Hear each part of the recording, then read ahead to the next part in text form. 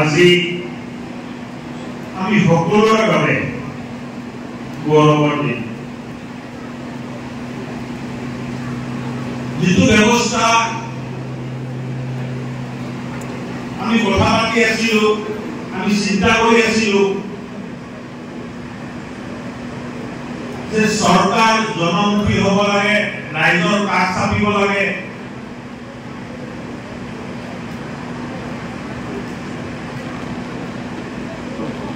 সদায় আলোচনা বিলোচনাটো কোৱা হৈছিলে ৰাইজৰ পদূলিত চৰকাৰ থাকিব লাগে, ৰাইজৰ পদূলিত চৰকাৰ যাব লাগে, দুখীয়া কৰ্মচাৰী যাব লাগে, ৰাজনীতিবিদ, ৰাজনীতি কৰা বিধায়ক, সাংসদ, মন্ত্ৰী যাব লাগে। আলোচনাৰ কথাৰ মাজতে কথাখিনি শেষ হৈ গৈছিলে। অসমৰ মাননীয় মুখ্যমন্ত্ৰীৰ বলিষ্ঠ নেতৃত্ব অসমত আজি প্ৰায়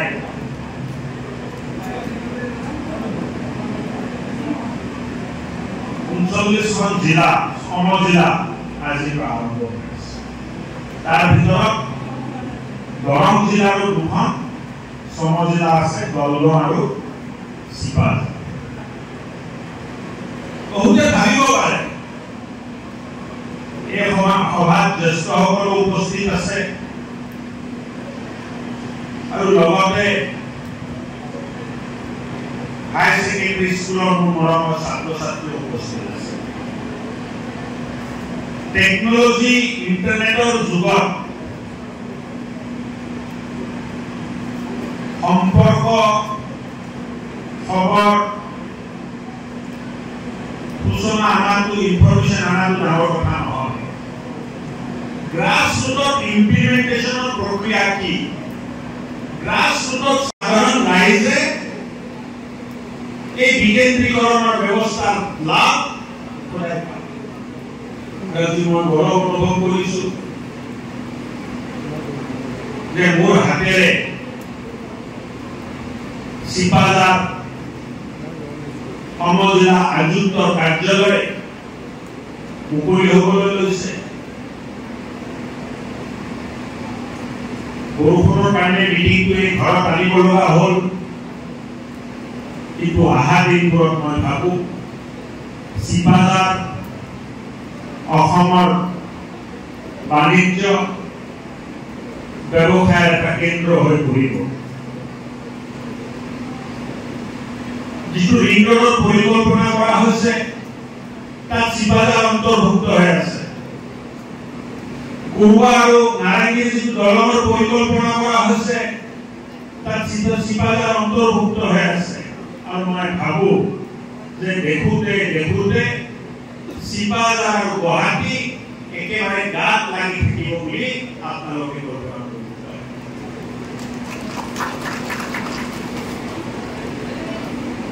এই অসম আগৰ অসম নহয়, য'ত মানুহে সপোন দেখিছিল কিন্তু সপোনবোৰ বাস্তৱ হোৱা নাছিল। এই অসম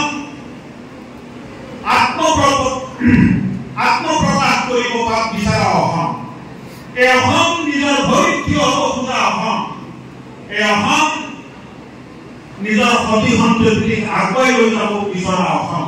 এই অসম এক স্বাভিমানী অসম। এই অসম য'ত আজি ভাৰতীয় জনতা পাৰ্টীৰ নেতৃত্বত চৰকাৰ চলি আছে। ভাৰতীয় জনতা পাৰ্টীয়ে কৈছিল জাতি মাটি নীতি ৰক্ষাৰ কাৰণে আমি কাম কৰিম। মুখ্যমন্ত্ৰী ডাঙৰীয়াই কৈছিলে ভাৰতীয় জনতা পাৰ্টীৰ চৰকাৰ হলে 1 লাখ নিবনুৱাক আমি চাকৰি দিম।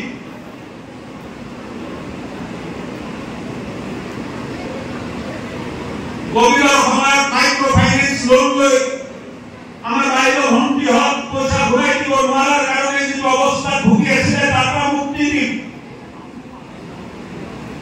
অপজিশ্যনে তেতিয়া কৈছিলে এইবোৰ ভুৱা প্ৰতিশ্ৰুতি, এইবিলাক কৰিব নোৱাৰে। দেখোতে দেখোতে 3.5 বছৰ নহওঁতে 2,1,24,000 বিশ্বাস আকাংক্ষা নকৰিব। আমি কৰিব বিচাৰিছো, আমাৰ ইচ্ছা আছে, ৰাইজে সহযোগ কৰক। অসমৰ সোণালী দিন আমি ঘূৰাই অনাৰ কাৰণে দিনে ৰাতি মুখ্যমন্ত্ৰী ডাঙৰীয়াৰ নেতৃত্বত আমি কষ্ট কৰি আছো। আৰু ইয়াৰ সুফল নতুন প্ৰজন্মই পাব, যিসকল ল'ৰা ছোৱালীয়ে স্কুল কলেজত পঢ়া শুনা কৰি আছে। ইয়াৰ সুফলটো তেখেতসকলে পাব।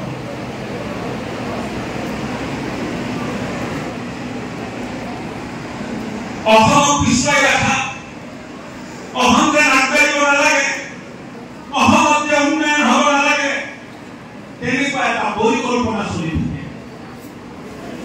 টাটাই যেতিয়া ছেমিকণ্ডাক্টৰ ফেক্টৰী আনিলে, যেতিয়া মুখ্যমন্ত্ৰী ডাঙৰীয়াই ঘোষণা কৰিলে, চবে ক'লে এনে নিৰ্বাচনী ফুলজৰি, নিৰ্বাচনৰ পতাকা, লোকসভা নিৰ্বাচনৰ আগত মানুহক ললিপপ দিছে। ইলেকশ্যনৰ আগে আগে আধাৰ খিলা হৈ গ'ল, এতিয়া কাম আৰম্ভ হৈছে। আৰু দেখোঁতে 3 বছৰৰ ভিতৰত প্ৰকল্প যিদিনা সম্পূৰ্ণ হ'ব, 10,000 অসমীয়া ল'ৰা ছোৱালীয়ে তাত নিযুক্তি পাব। বাহিৰত আৰু চাকৰি কৰিবলৈ ইঞ্জিনিয়াৰ অসমৰ পৰা ওলাই যাব নালাগে, ইঞ্জিনিয়াৰে অসমৰ মাটিত জাগিৰোডত টাটা ফেক্টৰীত কাম কৰিব পাৰিব। এই কল্পনাবোৰ কোনোবাই কৰিছিল নে? এই চিন্তা কেতিয়াও কোনোবাই কৰিছিল নে? মুখ্যমন্ত্ৰী ডাঙৰীয়াৰ নেতৃত্বত আকাশ চুম বুলি এটা চিন্তা আমাৰ মনত আছে। তাত আপোনালোকৰ সহযোগ লাগিব, তাত আপোনালোকৰ বিশ্বাস লাগিব, তাত আপোনালোকৰ আশীৰ্বাদ লাগিব। সদায় অসম যে পিছ পৰি থাকক তেনেকুৱা চিন্তা কৰা মানুহে প্ৰথমে কয় আমি ভুৱা প্ৰতিশ্ৰুতি দিছো, আমি মিছা মাতিছো, নিৰ্বাচনী ফুলজৰি কৰিছো। যেতিয়া কামটো আমি আৰম্ভ কৰিলে আৰু লাহে লাহে কামটো সম্পূৰ্ণ হ'বলৈ আহে, তেতিয়া আমি কৰা কামবোৰত ভুল ত্ৰুটি ধৰা আৰম্ভ কৰে।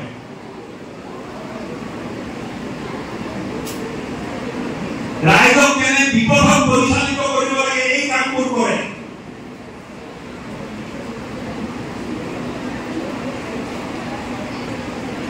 যোৱাকালি এটা নিউজ পালো যে টাটা ফেক্টৰীত মাত্ৰ 5,000 ইঞ্জিনিয়াৰে নিযুক্তি পাব।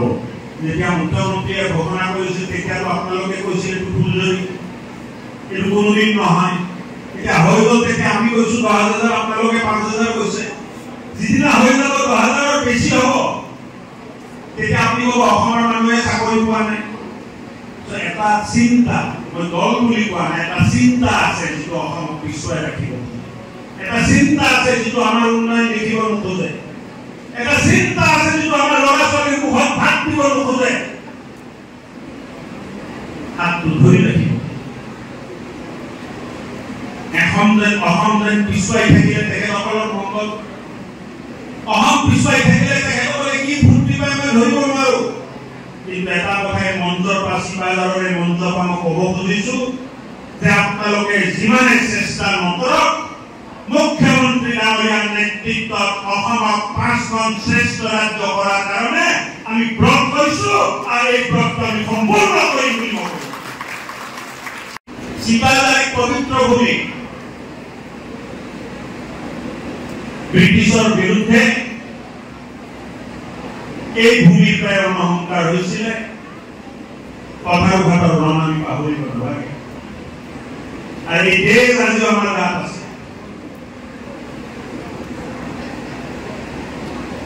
জাতি মাটি ভেটি ৰক্ষা কৰা, সুৰক্ষা কৰা যিটো দায়িত্ব আপোনালোকে চৰকাৰক অৰ্পণ কৰিছিলে, মুখ্যমন্ত্ৰী ডাঙৰীয়াক অৰ্পণ কৰিছিলে,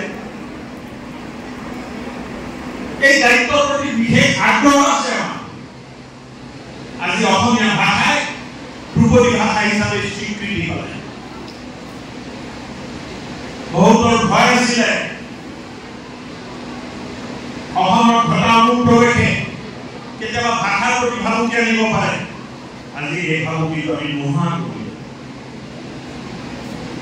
সংবিধানিক কবচ এটা দিয়া গ'ল যে অসমীয়া ভাষা ধ্ৰুপদী ভাষাৰ মৰ্যাদা পালে, আৰু ইয়াৰ পিছত এই ভাষাক লৈ কোনো ভাৰতবৰ্ষৰ ইউনিভাৰ্চিটিয়ে ডিপাৰ্টমেণ্ট খুলিব খোজে, পঢ়া শুনা কৰিব খোজে, ভাষাৰ বিকাশৰ কাৰণে ভাৰতবৰ্ষৰ যিকোনো ইনষ্টিটিউটে কাম কৰিব খোজে, চৰকাৰে তাতে ধন দিব আৰু এই কামত এতিয়া কোনো বাধা নহয়।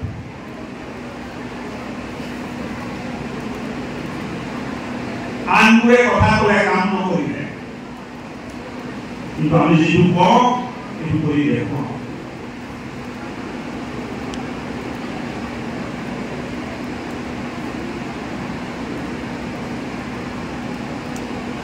পৰম্পৰাগতভাৱে অসম কৃষি প্ৰধান ৰাজ্য।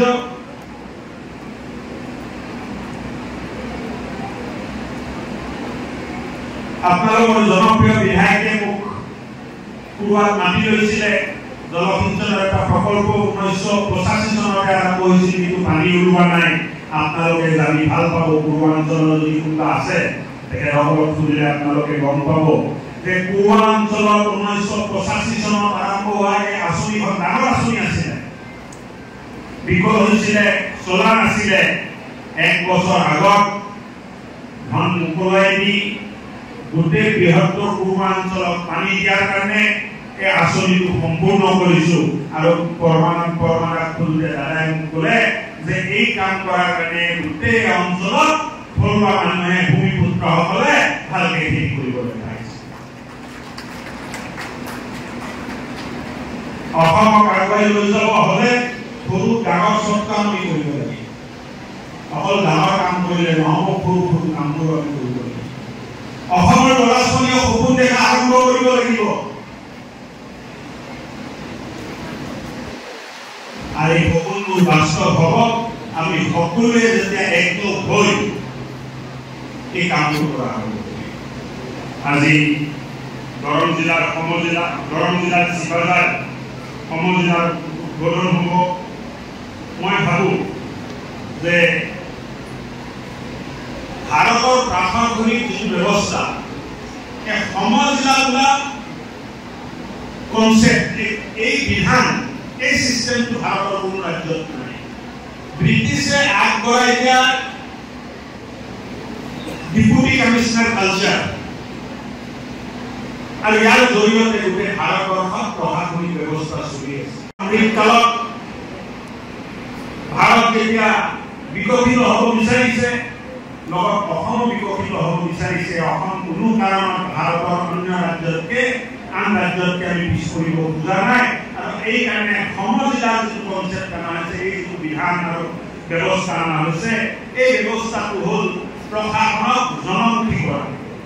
গোটেই ব্যৱস্থাটো প্ৰশাসনক ৰাইজৰ ওচৰত দায়বদ্ধ কৰিব, প্ৰশাসনক জনমুখী কৰিব আৰু ইয়াৰ জৰিয়তে প্ৰশাসনিক সংস্কাৰ, যাৰ কথা আমি সদায় কৈ আহিছোঁ, প্ৰশাসনিক সংস্কাৰ হ'ব। সমজিলা আঁচনি ৰূপায়ণৰ পৰা আৰম্ভ কৰি বিভিন্ন ধৰণৰ সমীক্ষা, এই কামবোৰ ভালকে কৰা যাব আৰু ইয়াৰ জৰিয়তে এক পৰিৱৰ্তন অহাৰ দিশত হ'ব বুলি মই আশা কৰোঁ।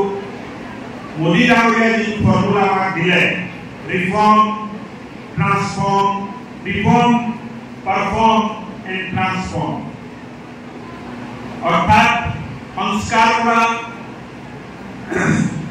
ভাল প্ৰদৰ্শন কৰা কামত আৰু অঞ্চল আৰু ৰাইজৰ বিচৰা ধৰণে পৰিৱৰ্তন কৰা, ৰিফৰ্ম, পাৰফৰ্ম এণ্ড ট্ৰান্সফৰ্ম, এই চিন্তাৰে সমজিলাবোৰ গঠন কৰা হৈছে। আজি এই সমজিলাই কি কি সেৱা আপোনালোকক দিব, আপোনালোকে জানি ভাল পাব যে বেছিভাগ কাম যিটো চিপাঝাৰ সমষ্টিৰ মানুহে মংগলদৈ ডিচি অফিচত যাই কৰিব লগা হৈছিলে, এই কামবোৰ ইয়াতে হোৱা হ'ব। গোটেই সমীক্ষা ইয়াতে হ'ব।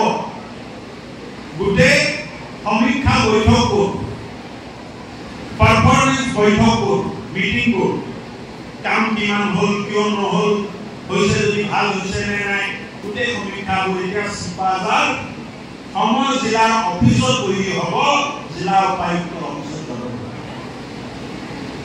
আজি লেণ্ড ৰেভিনিউ মেটাৰ্ছ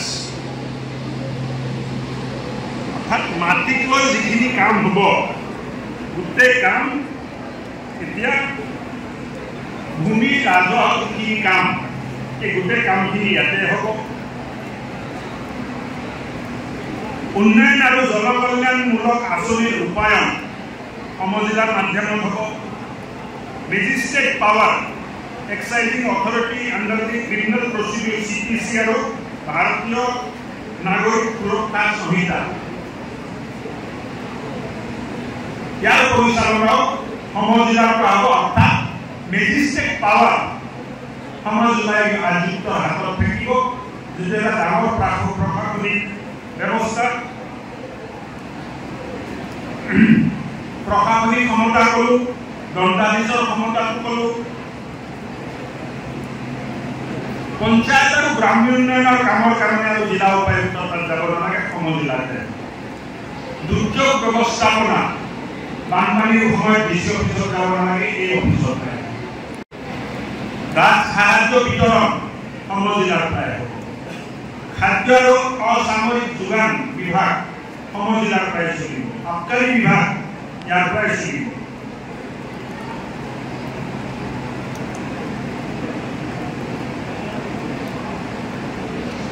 ইয়াৰ জৰিয়তে জিলা প্ৰশাসনো এতিয়া এই কামবোৰৰ পৰা যেতিয়া ৰাহি পাব, জিলা উপায়ুক্ত মনিটৰিঙৰ কাম ভালকে কৰিব পাৰিব। নহ'লে সদায় ৰিভিউ মিটিঙত ফচি থাকে, মনিটৰিঙৰ কাম নহয়। আমাৰ SDG গোল আছে, সাষ্টেইনেবল ডেভেলপমেণ্ট গোল, যাৰ জৰিয়তে ৰাজ্যৰ স্থান নিৰ্ধাৰণ হয় যে ৰাজ্য কিমান উন্নত হৈছে। তাত MMR, IMR অৰ্থাৎ জন্মৰ পিছত কিমানজন শিশুৰ মৃত্যু 5 বছৰৰ ভিতৰত হ'ল, এই all India data collection. MMR মাতৃৰ মৃত্যু, সন্তান জন্ম দিওঁতে কেইজন মাতৃৰ মৃত্যু হ'ল, MMR। এই গোটেইবোৰ মনিটৰিং কৰিব লাগে। আৰু যিমান এই মানদণ্ডবোৰ উন্নত হৈ যাব, অসমৰ স্থান ভালৰ ফালে আগবাঢ়ি যাব। কিমানজন ল'ৰা ছোৱালীয়ে মেট্ৰিকৰ পিছত হায়াৰ ছেকেণ্ডেৰীত এডমিশ্যন নলয়, কিমানজন ল'ৰা ছোৱালীয়ে হায়াৰ ছেকেণ্ডেৰীৰ পিছত কলেজত এডমিশ্যন নলয়, ড্ৰপ আউট কিমান আছে। LP স্কুলৰ পৰা প্ৰাইমেৰী বা হাইস্কুলৰ পৰা হায়াৰ ছেকেণ্ডেৰী স্কুল, প্ৰত্যেকজন ল'ৰা ছোৱালীয়ে স্কুলবোৰ পাছ কৰাৰ পিছত আন এটা বিদ্যালয় বা আন এটা ক্লাছত এডমিশ্যন ল'লে নে নাই, দাখিলা ল'লে নে নাই, এই গোটেইবোৰ মনিটৰ কৰিব।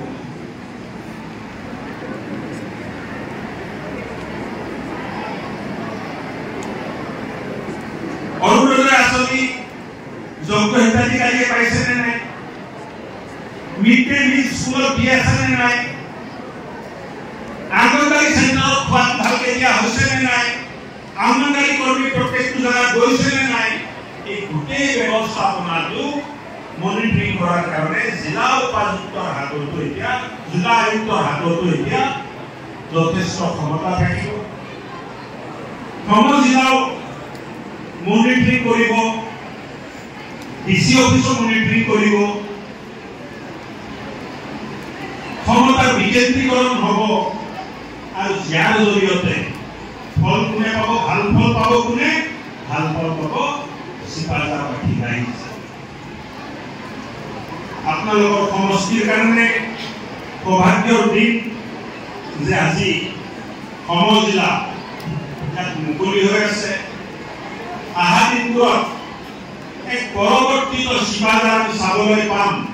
অহা 5 বছৰৰ ভিতৰত চিপাঝাৰ তাৰ কল্পনা মই ভাবো যে চিপাঝাৰ সমষ্টিবাসী ৰাইজে আজি কৰিব পৰা নাই।